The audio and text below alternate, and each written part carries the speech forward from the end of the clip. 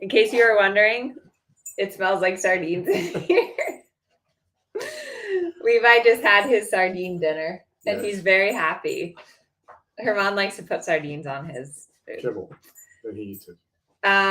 So we and don't. I missed you guys for what, 3 weeks 2 now? weeks. 2 weeks. Yes. We You've Amelia was been gone at the MIA. clinic. You were doing the clinic the 1 week. Oh yeah. And then I went. I used a boat last week, which was we should not have left on Wednesday. Wednesday was very nautical.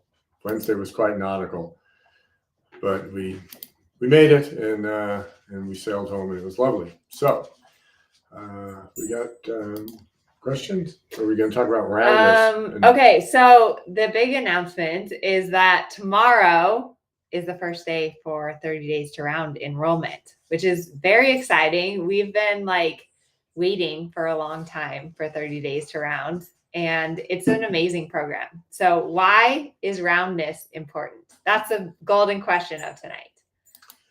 Because it just helps so much with the horse's balance and submission, so that they're more easily maneuvered.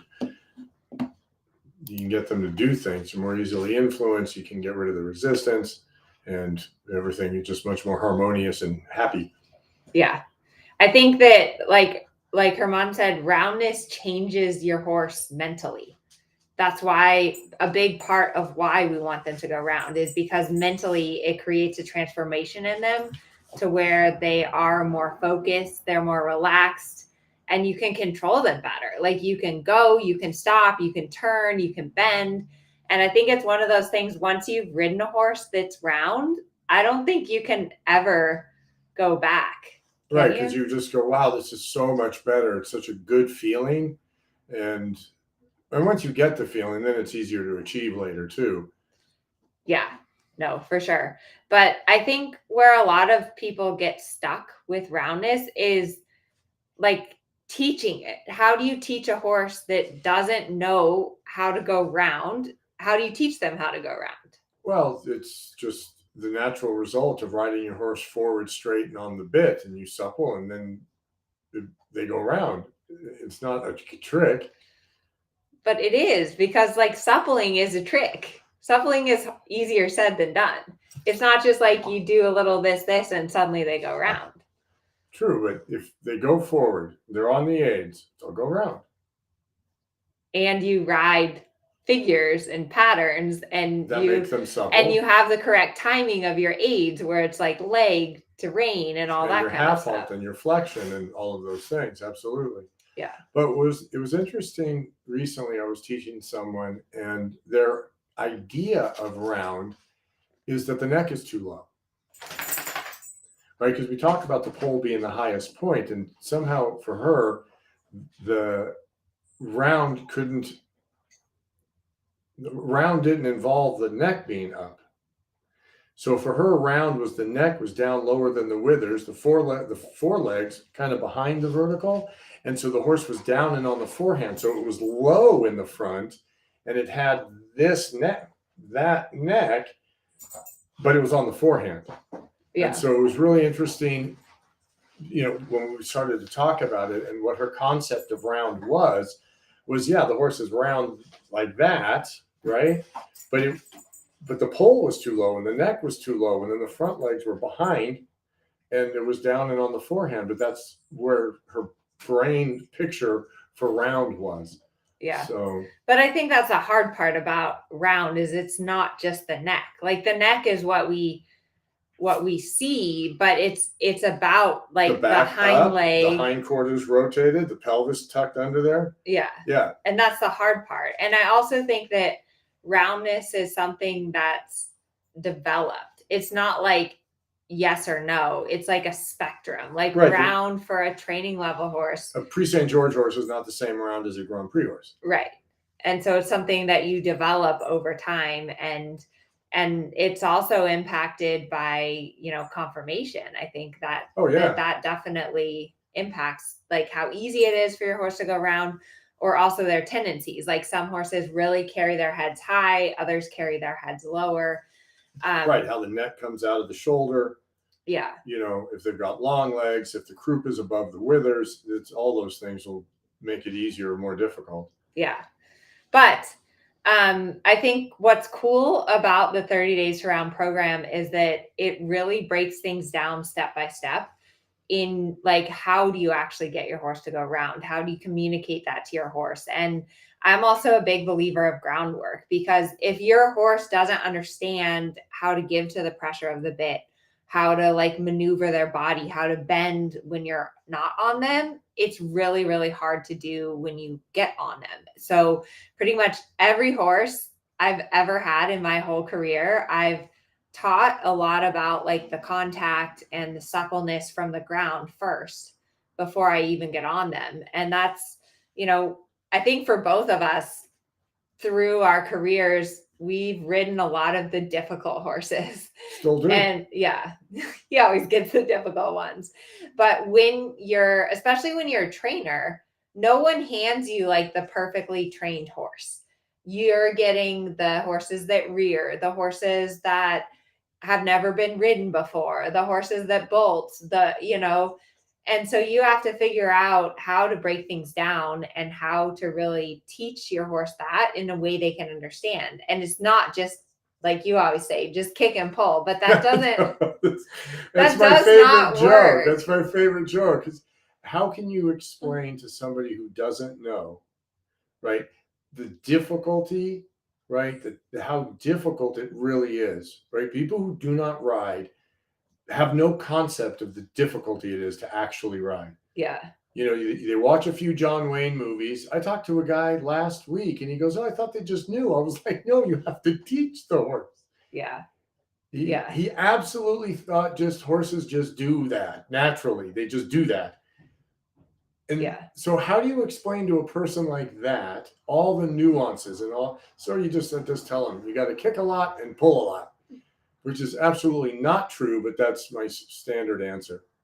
But I think we all go through that. I mean, I remember like distinctively in a lesson riding Geronimo, and my trainer was saying, he needs to be rounder, he needs to be deeper, he needs to be more through, he needs to be on the bit, like all those things. And I was just thinking, like, God, I am just pulling. Like, I have so much pressure in my hands, and this can't be right. Like, I don't know how to get him round. Like, I honestly don't know. Obviously.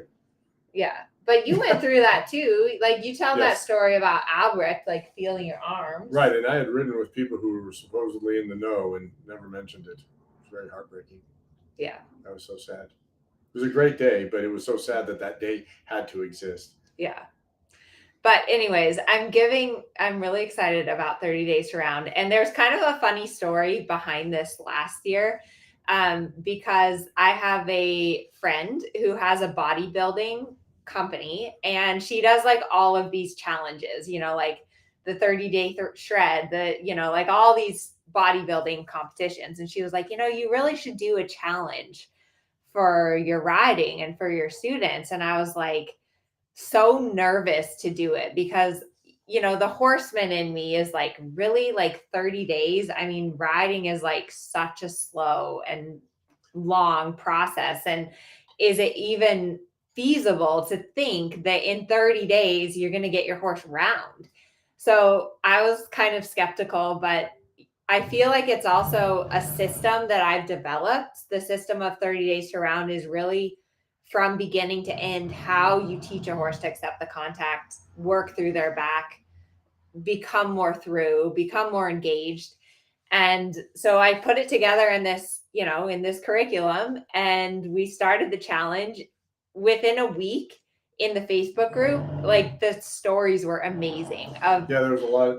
People just had a lot of success with it. A lot of success. Pretty incredible. It was amazing. And then when we got to the end of the challenge, like, I think a lot of it was just the excitement that it created, and everyone working towards like a goal and a mission with the education. So with like a system and a plan and this destination. And that was amazing. At the end of the challenge, watching the videos and seeing like before and after and before and after. There were some significant changes. Yeah. It was market. Yeah.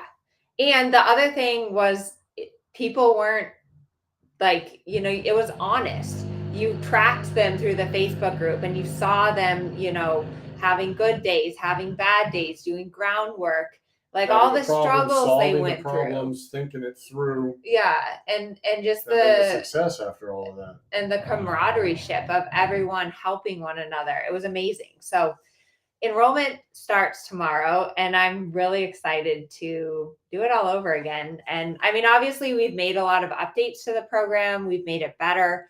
We have a lot of fun mini challenges and just fun stuff planned inside of it. But I think what's really cool about the community and the learning community that we have is that we're all so dedicated to our education, and we want to learn and we want to get better. And we want to be good to our horses, and knowledge lets us do that. Yeah, exactly. And we have this amazing community.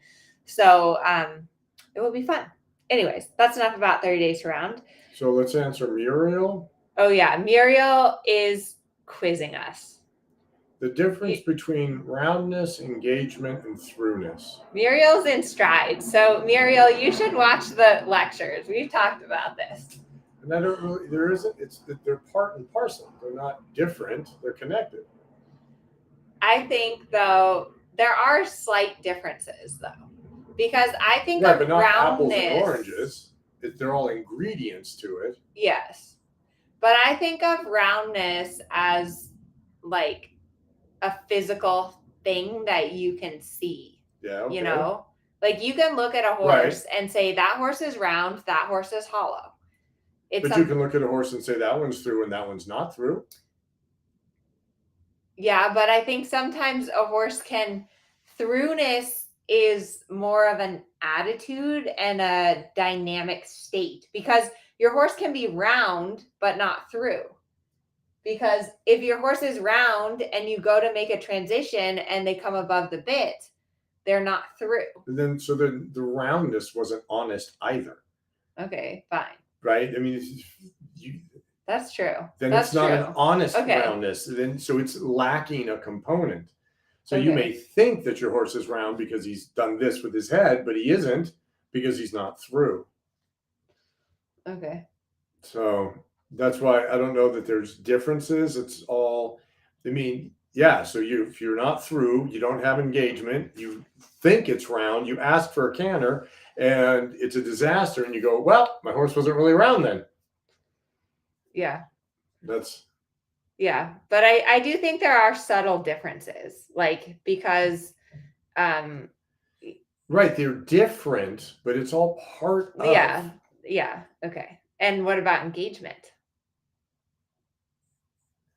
Okay, well, you can have your horse like first level round and it's not going to be really that engaged, I suppose, right? As you get more collection, and then the roundness changes too. So then the degree of engagement changes. And that's why I tell people who don't know just to kick and pull, because it just you just go so far down the rabbit hole. Yeah. But it's important to understand like these different things. And I do think of engagement as more like the hind end. For sure. That happening. Right. It's easier. Roundness is like the whole body engagement. I think about engagement on those lines, like when you cock a gun, right? When you bring the hammer back, that's what happens with the hind legs. You're cocking those hind legs like that. Yeah. That's how I think about engagement. Yeah. And then you've got it locked there, and then you can release that energy out. Yeah. That's how I think about engagement. But they're all related, they're right? All related. Like you can't really you can't have engagement and the horse not be round. You're not going to engage a horse that's hollow with his head up. Right. It's not going to happen. And you can't have engagement without throughness. So like all three of those things they're connected. Yeah, very much connected. So that's why I'm saying it's not different in that sense, because they're connected. They're all part of something. Yeah. Okay, Biddy's question. I like her question. Can you give one example of groundwork exercise to help the horse accept the bit? You're going to give that. Amelia's going to Amelia's giving me a groundwork because I got a new horse in that doesn't like it when you switch the whip. So we were going to flag him. So we're going to video Amelia's lesson teaching me groundwork tomorrow or Monday. I think that's on. So answer that question. Okay, so let me know. She's way better about the groundwork than I am. Let me know in the chat if you think that Germán is going to be a submissive student.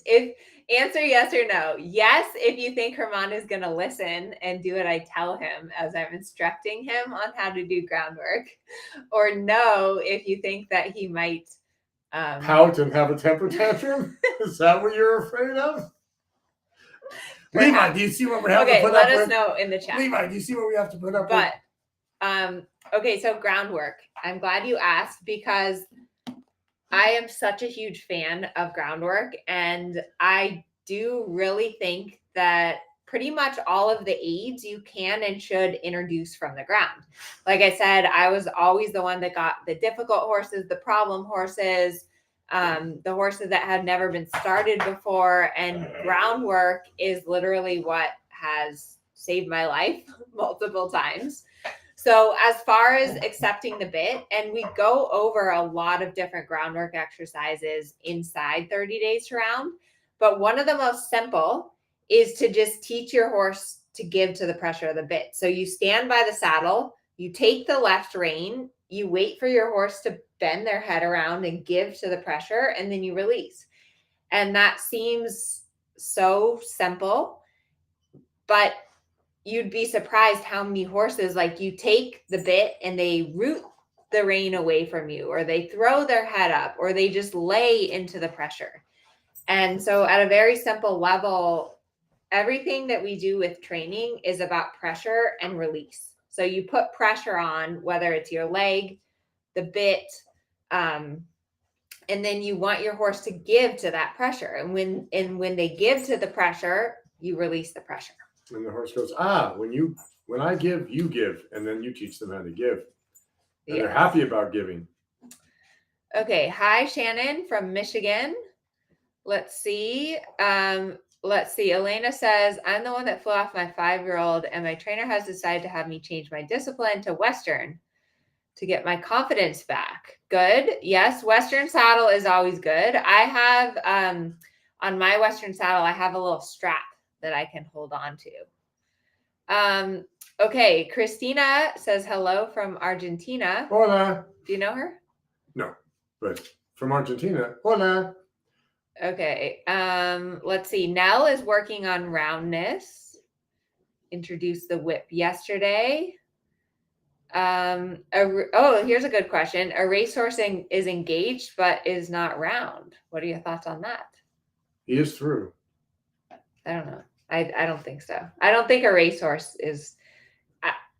I don't think they're engaged too. It's weird because it's a gallop, right? But they're not engaged in the way a dressage horse is. No, because the gallop is their legs pinwheel. They don't do 1, 2, 3. Yeah. In the gallop, those legs are pinwheeling, so that isn't engagement in that sense. Because engagement is the rotation lowering. And that rotation of the pelvis. In a racehorse, those legs pinwheel at gallop. Yeah. Okay, here's the votes. Barbara says that no, you're not going to be an obedient student. Janet says no, you're not going to be obedient. Nancy says yes. All right, we like Nancy. You will be obedient. Facebook user who has no name. Cindy says sometimes. Well, that's probably the most true, actually. Lucy says no. Definitely no. That's another Facebook user with no name. John says yes. We're not going to listen to people with no names. Renee says no, but he thinks yes. Sally says no. He already concedes that Amelia is better with groundwork. Oh gosh, no way. My husband is a retired horse trainer and never just listens to me. Okay. Question. What do I mean by laying into the pressure? So that's a good question. Some horses have learned to lay into the pressure of the bit. If you hang on your horse with like a constant pressure and just pull, the horse will just become numb in the mouth and just lean with that same amount of pounds. So if you pull for 10, they lean at 10. If you pull for 11, they lean for 11. You just counterbalance each other. Yeah. There's no self-carriage. And sometimes even when you're doing the groundwork and the horse doesn't understand or they become numb to the pressure, like if you go to bend them, they'll just like pull against it. And you might have to wait 2 minutes until they give. And the second they give, you give. The give is the timing of the giving is critical. and they don't have to give a lot. They just have to hint at it. They just have to suggest a softening, and you give right away. So the horse starts to understand. Yeah. And that don't be greedy. Yeah. You have to give at the soonest inkling that the horse is giving. But I think that is really the art of getting your horse round, and what's really hard, because basically to get your horse round, you're making them shorter from their tail to their poll.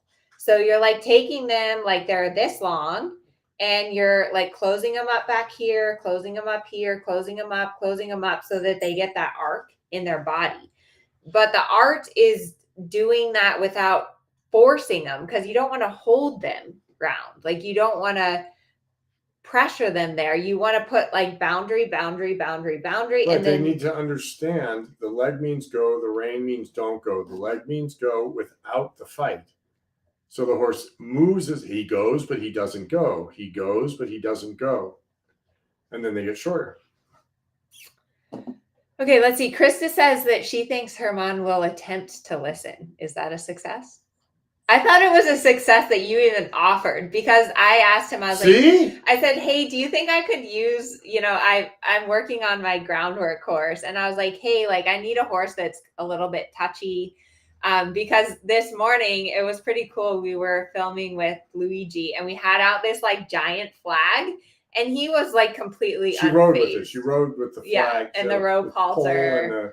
And the flag dangling, flying behind her and touching the horse. And he was like, yeah, whatever. Yeah. So I was like, I need a horse that's a little more touchy, that I can work on this, because I always try when I'm filming to film like not just the perfect, because that doesn't help you as much. You need to see a horse that's having trouble or that's not perfectly trained. So anyways, Germán offered to be the groundwork dummy, and I'm very much looking forward to it. Yeah, there was a lot of laughter when I was like, well, why don't you just teach me and we'll do that for a video?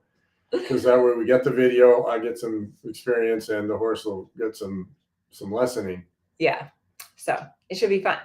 Let's see. Okay, here's another question. Can I ask, with groundwork, should I be disengaging the hindquarters, have him step under from the ground, or can this make him on the forehand too much? Do you know what disengaging the hindquarters are? Isn't that the term on the forehand? Yes. But it's like you can do disengaging the hindquarters. Like I think of a turn on the forehand as when you have contact in the outside rein. Okay. Disengaging the hindquarters can be done with a rope halter. So it's not necessarily, it's the same movement where you want the hind leg. Without the containment in the front? Yeah. Okay. So and no, I don't see how that could put your horse on the forehand. No, because in either scenario, what I was thinking or what you just described, in either scenario, will he end up on the forehand? I think the word disengaging the hindquarters is not the best term for it, because you're actually, anytime your horse crosses over, they're engaging their inside hind leg. The inside hind leg, right. So there's a lot of things that we agree on the meaning of the word, right? How can you lead your horse? How can you tell your horse what to do, but then follow? I mean, we have to come to an agreement that these words mean this in this environment, because it just doesn't even make sense, half the things we say. If you didn't know anything about horses, how can you follow the horse but lead it? Yeah. How can you get behind it? And it just doesn't make sense. Don't get behind your horse, but follow it. Well, you have to be behind it to follow it. So how do you, what? But we all come to an understanding of what these words mean. It's jargon for our environment. Yeah. Which is why I think it's important to have discussions about like, what is engagement? What is roundness? What is throughness? Because it clears it up and you get a better mental picture. Yeah. I agree with that. Yeah. Okay, here's a good question. So Cindy's asking basically about the sequence of the aids for getting your horse round. So use the inside leg with light pressure, then try to supple with the inside fingers. If that isn't getting a result, kick, and then supple with the rein. Always releasing when you get a result. In other words, your leg aid is done separate from the fingers. Right. They can't be simultaneous, because then the horse doesn't know which one to listen to. Right. You'd never get in your car. They could be so close together that they seem that, but you've got to do one and then the other. Right. Because you would never get in your car and go gas and brake at the same time. That one's good. So you like my That one's analogy. The first one. That one's good. So, when you're riding, you can have quick succession of aids. So a lot of times you'll do leg, and then when you feel your horse surge forward, supple a little with your fingers, but Not at the kicking same and pulling. time. Kicking and pulling. No. But I still like the joke. Yeah. And then I think that the trick about roundness is a little bit depends on every horse. And that's where it gets tricky, because I can't tell you go, 3 pounds of leg pressure, outside rein steady, supple with the inside hand. It's a thing that you have to start to feel, and you have to feel like how much leg you need, how much you need to push your horse over, how much you need to bend your horse. Like sometimes you have to bend them a little more and get a result. And other times you have to be more subtle, but always forward first, I think, when you're thinking about roundness. Always. There's my questions there. It's from Deb. All right. What's your question? Did you read it? No. Okay, read it on then. I've been scribing for judges, and one thing they all say is the top half of the circle is good, and then the bottom half of the circle is an oval. What is the trick to having a nice round circle? I can't believe you're laughing. You laugh first. Come take a lesson with Germán. That's the trick. You'll never make an oval again. It's my pet Guaranteed. peeve, actually, because circles are round. And inevitably it happens when people don't look where they're going, and they don't know where they're supposed to look. So if you're doing the circle at C or at A, right? The point on the rail is 10 meters out of the corner. So basically halfway between the letters. From there, don't go in the corner, turn to the C or the A. You cut off the corner in the circles. Otherwise, you're making a piece of bread, a little round top and 2 corners. That's a piece of bread. That is not a circle.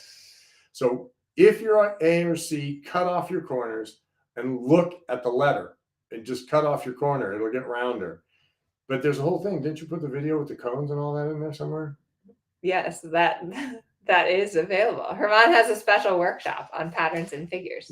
Well, no, but what about the one with your mother that I did? Oh yeah, Christmas? Yeah. There's look on my YouTube channel, because there's some really good drone footage. But the best thing is to set out cones for your circles and then ride from touch point to touch point, and make sure to set out the cones on the center line, because the touch point for the 20-meter circles on the center line is 2 meters to the inside of I and L. So it's hard to a little bit to judge. Right. That's the thing, right? The letters are set up.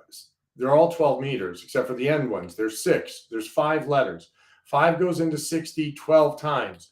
So you're not dealing with 20-meter circles at the letters. The letters are not 20-meter circles. The letter are 18.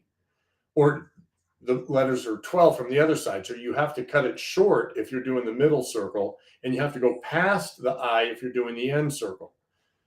So the letters are not set up at 20 meters. So you can't cross the center line at the letters. So yes, geometry. So I think that's it for tonight. We have a meeting that we have to go to. Oh, that's right. But don't forget, 30 Days to Round is open tomorrow. So don't miss out. Get in early so you can start going through the program. It's going to be epic. And if you're watching the recording of this, it might already be open. The other thing that would be awesome, if you have any friends that might be interested in joining 30 Days to Round, please share it. It's always really fun to do things with friends and with barn mates, so you can stay encouraged with one another and help each other with your filming. That's a huge thing. And you learn so much by getting videos and filming. So we hope to see you inside 30 Days to Round. And if not, we'll see you here next week. See you next Thursday. All right. Good night.